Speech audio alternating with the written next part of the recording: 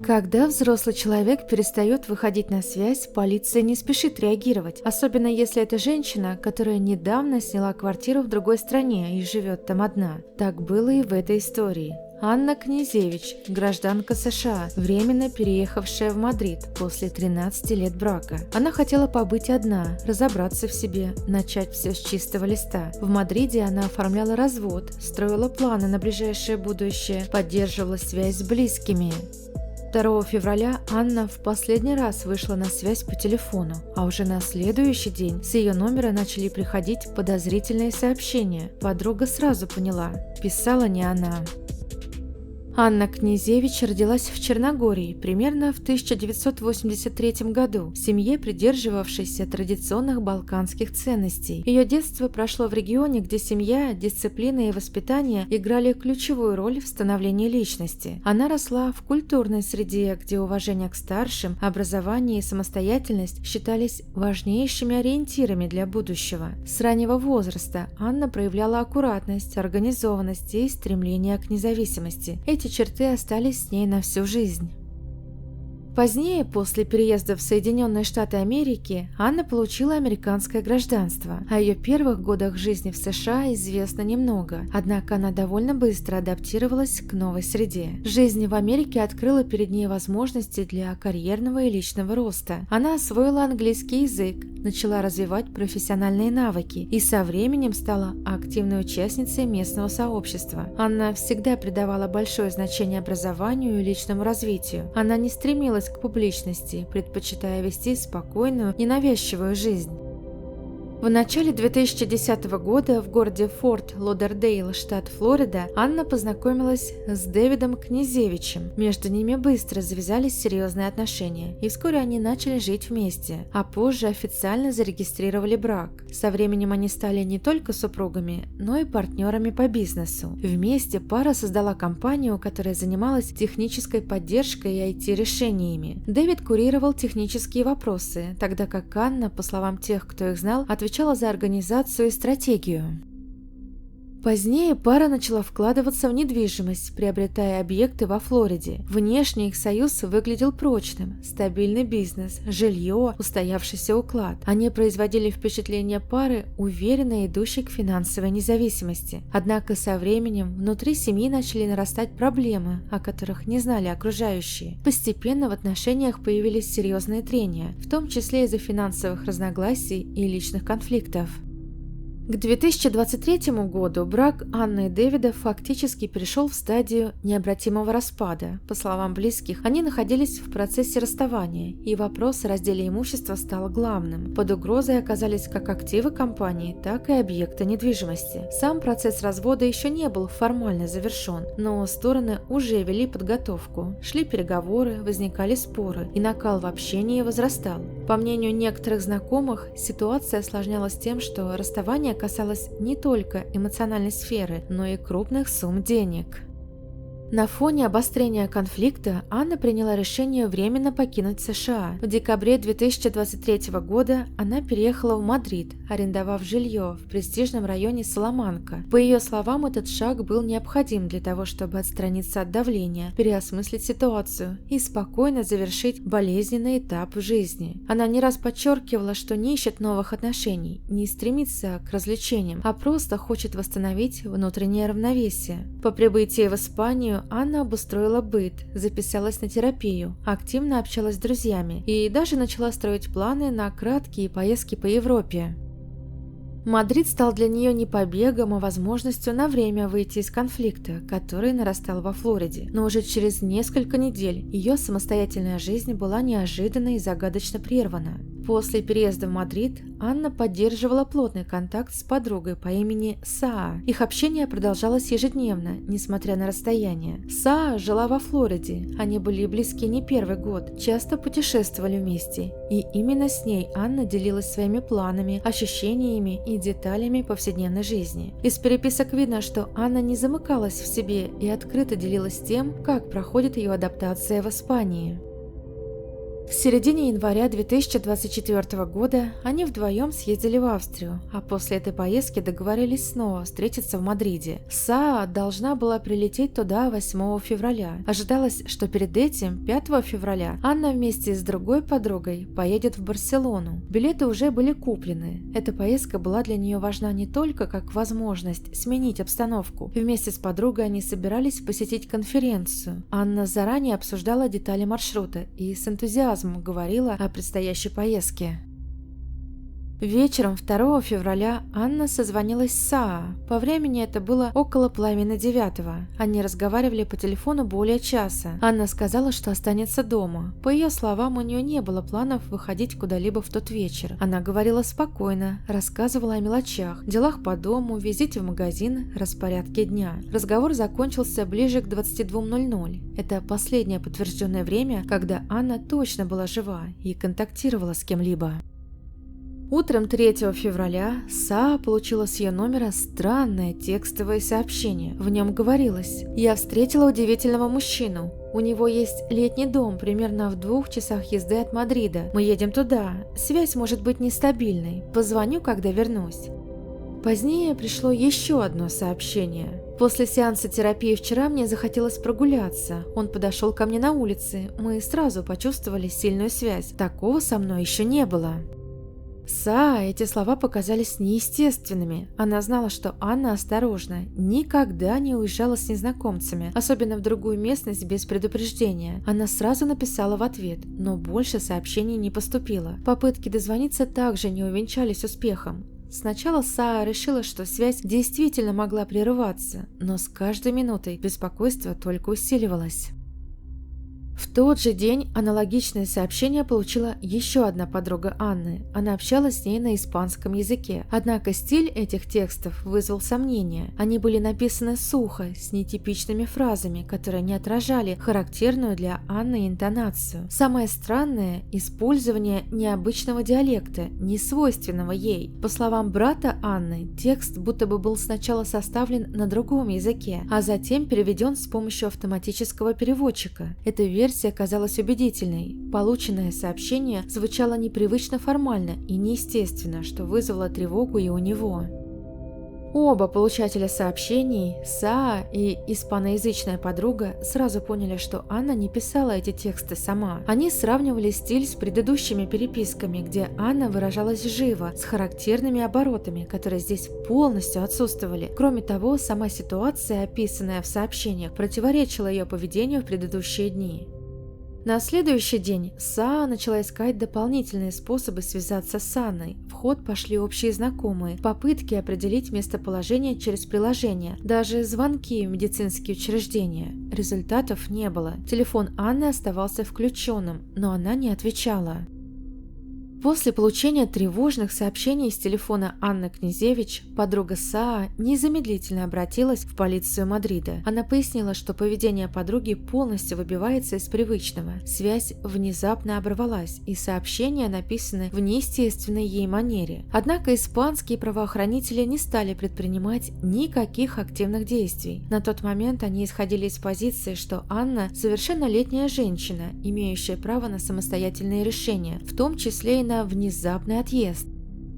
Формальное исчезновение Анны не считалось подозрительным. Представители полиции заявили, что прежде чем инициировать расследование, нужно убедиться, что она действительно не выходит на связь не по собственной воле. Ни тревожные тексты, ни молчание со стороны Анны не стали для них достаточным основанием. Единственным ориентиром, на который согласилась опереться полиция, стало 5 февраля, день, на который у Анны были куплены билеты в Барселону. Сотрудники правоохранительных органов заявили, что если она не появится на вокзале и не выйдет на связь, ее отсутствие будет признано официальным исчезновением. Это решение означало, что в течение 3 дней после того, как Анна перестала отвечать, не было предпринято никаких активных действий. Полиция не получила доступ к ее телефону, не проверила квартиру и не запросила информацию о ее последних передвижениях. Все это время друзья Анны самостоятельно пытались выйти с ней на связь. Звонили, писали, связывались с людьми в Мадриде, но безрезультатно. Обращения в полицию с просьбой принять меры также не дали эффекта. Ситуацию продолжали расценивать как личную. 5 февраля Анна не пришла на вокзал, ни один из ее телефонов не отвечал. Только после этого власти официально признали ее пропавшей без вести. В тот же день был подан запрос в суд на получение ордера для доступа к ее квартире и телефонной информации. Однако и здесь возникло новое препятствие. Судья отклонил запрос, мотивировав это тем, что в квартире не зафиксировано признаков преступления. Там не было следов взлома, шума, борьбы или других признаков насильственных действий. С юридической точки зрения отсутствовали основания для обыска и доступа к ее данным. Когда спустя несколько дней полиция все же провела осмотр квартиры, то обнаружилось, что дверь была заперта снаружи. Внутри все выглядело в порядке, вещи не тронуты, признаки борьбы отсутствуют, дорогие предметы на месте. Но отсутствие хозяйки при полностью сохраненной обстановке вызвало серьезные вопросы. Это указывало, что либо она ушла добровольно и не вернулась, либо ее вывели без следов вторжения. Брат Анны, Филипп, активно контактировал с испанскими властями, однако отмечал, что координация между странами осложнена. Он сообщил журналистам, что следователи в Мадриде не владели английским языком, а из США пока не поступало достаточной поддержки. Он также выразил обеспокоенность тем, что отсутствует тесное взаимодействие между испанской полицией, ФБР и американским консульством, хотя речь шла о гражданке США, исчезнувшей на территории другой страны при неясных обстоятельствах. Первые дни после исчезновения Анны были критически упущены. Время, когда еще можно было собрать свежие улики, проверить соседей, отследить сигналы телефона и камер, было потрачено на ожидание. Формальная позиция о добровольном отъезде позволила избежать незамедлительных действий, которые могли изменить ход расследования. На 4-й день после исчезновения Анны Князевич сотрудники ее жилого комплекса передали полиции информацию, которая изменила характер расследования. Речь шла о ночных событиях 2 февраля, именно тогда, когда Анна в последний раз выходила на связь. Администратор здания сообщил, что камеры видеонаблюдения в подъезде и на фасаде были частично выведены из строя. Это произошло около 8:30, за полчаса до прекращения контактов Анны с подругой. При просмотре записей охрана заметила, что объективы камер были закрашены. На кадрах зафиксирован человек в темной одежде и мотоциклетном шлеме. Он подошел к наружным камерам и целенаправленно начал распылять краску прямо на линзы, а затем вошел в здание, поджидая момента, когда кто-то выйдет, чтобы проникнуть внутрь. Внутри он повторил те же действия, закрасил камеру в зоне лифта. Улики говорили о том, что действия были заранее продуманы. Он знал, где расположено устройство наблюдения и как их отключить быстро и незаметно.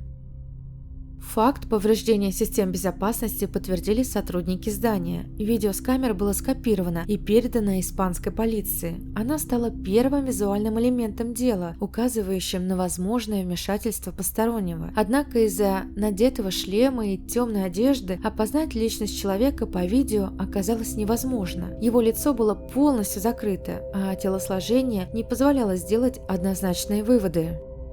Несмотря на это, эксперты обратили внимание на несколько особенностей. В кадре остались открытыми глаза, участок лба и линия бровей. Дальнейший анализ показал, что внешняя камера закрашивалась приблизительно в течение 30 секунд, внутренняя чуть быстрее. Все действия были четкими и решительными. Ни на одном этапе человек не колебался и не оглядывался. Это также стало поводом предположить, что он заранее знал, как долго займет процесс, и действовал с уверенностью. Несколько дней спустя одна из сотрудниц здания подтвердила, что этот мужчина появился в кадре в момент, когда жильцы покидали здание. Он воспользовался этим, чтобы проникнуть внутрь. Это говорит о том, что он не имел доступа по пропуску или коду, а значит, не был зарегистрирован как резидент. Его маршрут был прямым, от входа до камеры возле лифта, без отклонений и остановок. Видео вызвало активную реакцию не только у полиции, но и друзей Анны. САА, которая к тому моменту уже находилась в Мадриде, передала запись журналистам. Появилась первая медийная огласка, и история начала набирать резонанс. В СМИ стали появляться версии, что человек в шлеме мог быть связан с исчезновением Анны напрямую, при этом его мотивы и личность оставались неизвестными. После публикации изображения из видеозаписи ФБР инициировало собственный анализ. По их словам, даже при плохом качестве записи возможно использовать фрагменты изображения для сопоставления с базами данных. Особое внимание уделили форме глазной области, межбровью, структуре надбровных дуг и верхней части лица. Эти зоны могут сохранять достаточную степень узнаваемости даже при частичной маркировке. Интерес к записи усилился после того, как стало известно. Человек использовал краску того же бренда, который впоследствии фигурировал в других эпизодах дела. Информация об этом будет официально озвучена позже, но уже на этом этапе следствие зафиксировало соответствие между типом аэрозоля и упаковкой, обнаруженной при видеонаблюдении в одном из магазинов. Там камеры зафиксировали покупателя, внешне схожего с человеком на видео, приобретавшего нужный баллон. После того, как Анна Князевич перестала выходить на связь, ее подруга Саа связалась с ее мужем, Дэвидом Князевичем. Разговор состоялся 4 февраля. По словам Саа, на тот момент он находился во Флориде. Она предложила ему вместе поехать в Мадрид, чтобы попытаться найти Анну. Он выразил согласие, пообещал вылететь на следующий день и даже обсуждал конкретный рейс из Майами. Однако в назначенный день он не прилетел. Позже он сообщил, что находится в Сербии. Такой поворот вызвал недоумение у друзей Анны. Дэвид знал, что его супруга пропала при подозрительных обстоятельствах в другой стране. Он имел возможность вылететь в Испанию, но решил отправиться в Сербию. Его действия оказались необъяснимыми. Вместо участия в поисках он оказался в третьей стране, где проживали его родственники. Возник закономерный вопрос: почему он отказался прилететь туда, где пропала его жена, и не попытался лично подключиться к поиску? Поведение Дэвида вызвало подозрение у Саа. Она отмечала, что его реакция была холодной, и несмотря на то, что он не выказывал открытого равнодушия, его действия противоречили здравому смыслу. Он не предпринял никаких шагов к тому, чтобы прибыть в Мадрид в критические первые дни. С его слов, ему нечего было делать в Испании, поскольку он не владеет испанским языком, не имеет там жилья и не знает местности. Об этом заявил и его адвокат. Представитель Дэвида сообщил журналистам, что поездка в страну, где у него нет контактов, была бы неэффективной. Он также добавил, что его клиент обеспокоен исчезновением Анны, но не считает необходимым присутствовать на месте событий. После исчезновения Анны Дэвид нанял адвоката во Флориде. Защитник утверждал, что его подзащитный контактировал с ФБР и предоставил все необходимые данные, в том числе касающиеся кредитных карт и попыток получить юридическую помощь в Испании. Однако ни один из этих шагов не сопровождался его личным участием в поиске на месте. Несмотря на предоставление данных, Дэвид сохранял дистанцию и не делал публичных заявлений. Поездка Дэвида в Сербию все больше вызывала споров. Он утверждал, что уехал из США еще до исчезновения Анны и все это время находился за границей. Однако Саа рассказывала, что разговаривала с ним по телефону 4 февраля, и тогда он сказал, что находится во Флориде. Получается, что вылет в Сербию мог произойти уже после этого разговора. Официальная информация от пограничной службы на тот момент не публиковалась. Адвокат Дэвида приводил в качестве доказательства его паспорт, заявляя, что выезд произошел заранее. Эти расхождения вызвали недоверие и усилили подозрения в его отношении. Ситуация осложнялась тем, что заранее, за несколько месяцев до исчезновения Анны, между супругами обострился имущественный конфликт. На фоне предстоящего раздела активов появление подозрений выглядело логично. Речь шла не просто о бракоразводном процессе, а о значительных суммах и совместной собственности. Друзья Анны подчеркивали, что их отношения уже нельзя было назвать мирными. При этом Дэвид и его адвокат настаивали на обратном. По их словам, развод не был конфликтным, супруги якобы просто отдалились. Формально на тот момент Дэвиду не предъявлялось обвинений, и он продолжал находиться за пределами США. Однако его отсутствие на месте, нежелание участвовать в поисках и несоответствие в показаниях стали основой для дальнейших действий следствия. Пока он утверждал, что не имеет отношения к исчезновению жены, все больше косвенных деталей вызывали интерес у полиции и ФБР. В мае 2024 года власти США задержали Дэвида Князевича в международном аэропорту Майами. Он прилетел рейсом из-за границы, и в момент прохождения контроля был арестован сотрудниками дипломатической службы и ФБР без сопротивления. Это стало первым официальным действием, напрямую связывающим его с делом об исчезновении Анны Князевич. Обвинение было сформулировано как участие в похищении гражданки США, совершенном за пределами страны. Арест был основан на серии косвенных, но взаимосвязанных доказательств, собранных в рамках международного расследования. Центральным элементом стали видеозаписи, полученные исследователями в Испании и Сербии. В одном из магазинов, находящемся неподалеку от квартиры Анны в Мадриде, камеры зафиксировали мужчину, внешне схожего с Дэвидом, приобретающего баллон с аэрозольной краской и рулон изоленты. По данным экспертизы, баллон такого же бренда был использован для закрашивания камер наблюдения в доме Анны. Характерные детали упаковки и цвет краски тоже совпали. Этот эпизод рассматривался как доказательство подготовительных действий. Помимо видеозаписи, следователи установили маршрут автомобиля, арендованного Дэвидом в Сербии. С помощью данных GPS выяснилось, что машина пересекала границу Испании и двигалась по маршруту, охватывающему территорию Мадрида, а затем проследовала через Северную Италию и вернулась в Сербию. Географическая точность маршрута позволила выдвинуть версию, что тело Анны могло быть перемещено именно в этой машине. Остановка в лесистой зоне на севере Италии вызвала интерес у итальянских и испанских следователей, и в этом районе были проведены поисковые мероприятия. На тот момент тела обнаружено не было, но версия о транспортировке оставалась основной.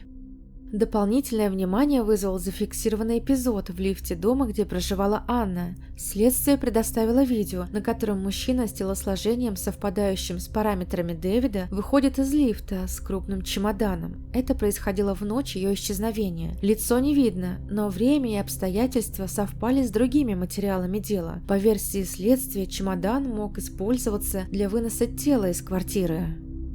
Сама машина, которую он арендовал в Сербии, позже была возвращена прокатной компанией. При приемке оказалось, что за время эксплуатации ее пробег увеличился более чем на 5000 километров. Помимо этого, на автомобиле были установлены тонированные стекла, которых изначально не было. Эти изменения не соответствовали условиям аренды и вызвали подозрения. Также выяснилось, что в период предполагаемого перемещения автомобиля использовались фальшивые регистрационные номера. Испанские полицейские зафиксировали подобный автомобиль в районе исчезновения Анны, но не смогли установить личность водителя именно из-за затемненных стекол и поддельных номеров.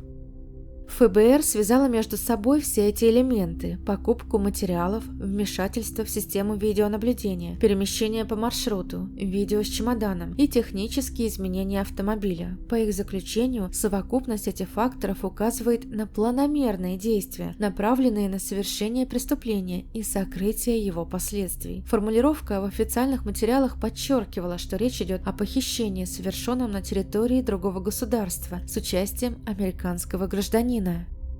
Несмотря на отсутствие тела, обвинение сочло доказательную базу достаточной для ареста. При задержании Дэвид не оказал сопротивления. Его доставили в федеральный изолятор в Южной Флориде. Адвокаты обвиняемого заявили, что он сотрудничал с властями, передавал информацию добровольно и не намеревался скрываться. Однако прокуратура настаивала на том, что объем косвенных доказательств и обстоятельства дела указывают на высокий риск бегства.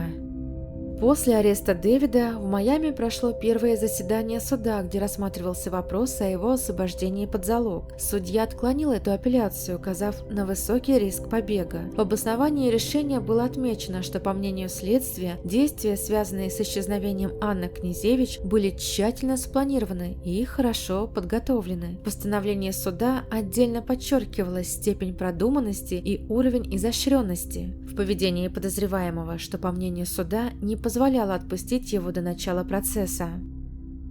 Адвокаты Князевича подали повторную апелляцию. Они настаивали на том, что их подзащитный не представляет опасности и не собирается уклоняться от следствия. Был предложен залог в значительном размере, а также электронный браслет, запрет на выезд и домашний арест. Защита ссылалась на его длительное проживание в США, отсутствие судимости и готовность сотрудничать с органами. Однако суд вновь отказал. Основанием послужили те же аргументы: риск уклонения и тяжесть предъявленных обвинений. Основной аргумент защиты заключался в том, что Дэвид Князевич не мог находиться в Испании в момент исчезновения жены. По словам его адвоката, он прилетел в Сербию задолго до 2 февраля. В подтверждение этой версии были представлены штампы в паспорте и информация о международных перелетах. Защита настаивала, Князевич физически не мог быть в Мадриде в момент предполагаемого преступления. Кроме того, адвокат обращал внимание на то, что Дэвид не владеет испанским языком, не имеет жилья или каких-либо связей в Испании, что, по его мнению, делало участие клиента в подготовке преступления маловероятным. Прокуратура с такой позицией категорически не согласилась. По мнению обвинения, материалы дела указывают на тщательно спланированное преступление. Прокуроры подчеркивали, что поездка Князевича по Европе совпала по времени с исчезновением Анны. В деле имелись сведения о маршруте арендованной машины, покупке необходимых предметов и других действиях, свидетельствующих о предварительной подготовке. Несмотря на отсутствие прямых доказательств, сторона обвинения считает, что совокупность косвенных улик указывает на его причастность. В поддержку позиции обвинения суду были представлены фрагменты переписки, записи с камер наблюдения, биллинги и анализ поведения подозреваемого. Подчеркивалось, что некоторые действия не могли быть случайными. Судья отметил, что обвинение опирается на впечатляющую систему косвенных доказательств, формирующих убедительную картину событий. Хотя тело Анны до сих пор не найдено, в материалах дела содержатся обстоятельства, позволяющие предположить насильственный характер исчезновения и участие конкретного лица. В ответ на доводы защиты о недостаточности доказательств судья напомнил, что суду не требуется полное подтверждение вины, достаточно установить высокую вероятность рисков, включая возможность побега или давление на следствие. Учитывая это, суд решил оставить Князевича под стражей. Адвокаты заявили о намерении обжаловать отказ в залоге. Жалоба была направлена в окружной суд, который пересматривает решения нижестоящих инстанций. Таким образом, на момент старта основного процесса Дэвид Князевич продолжал находиться в следственном изоляторе. Ожидалось, что процесс будет масштабным, с привлечением экспертов и международных служб, а также вызовет повышенный интерес со стороны СМИ. Одновременно с этим в фокусе следствия оказались связи Дэвида с женщиной, которая, по версии ФБР, помогла составить текст сообщений, якобы отправленных Анной 3 февраля. Известно, что она говорит на испанском языке и ранее контактировала с Дэвидом через одно из приложений для знакомств. Сообщения, отправленные из телефона Анны, были написаны на испанском языке, в неестественной для нее стилистике. Близкие сразу обратили внимание на то, что текст напоминает машинный перевод. Эта версия получила подтверждение в рамках экспертной лингвистической оценки. Защита настаивала на том, что обвинение не располагало прямыми доказательствами. Адвокаты подчеркивали, что никто не видел, как Дэвид находился в квартире Анны и что нет данных о его контактах с ней в день исчезновения. Также ими ставится под сомнение достоверность видео, где якобы зафиксирован подозреваемый с чемоданом. По их мнению, это может быть иное лицо, а опознание по частичным анатомическим признакам недостаточно. Кроме того, защита подчеркивала, что до сих пор нет судебно-медицинских подтверждений смерти Анны. В апреле 2025 года стало известно, что Дэвид Князевич, обвиняемый в похищении и убийстве своей жены Анны, был найден мертвым в камере федерального следственного изолятора в Майами. По данным его адвокатов, он покончил с собой. Предсмертной записки при нем не обнаружено. На момент смерти Князевич находился под стражей, без права на освобождение под залог, и ожидал суда. После его смерти семья Анны выразила глубокое разочарование. Суд так и не состоялся, а местонахождение тела Анны остается неизвестным. Родные считают, что Князевич унес с собой в могилу ключи к разгадке того, что произошло в ночь исчезновения. Спасибо за просмотр. Рекомендую посмотреть и другие, не менее шокирующие истории на моем канале. Кликайте прямо сейчас. А также не забывайте подписываться. До скорых встреч!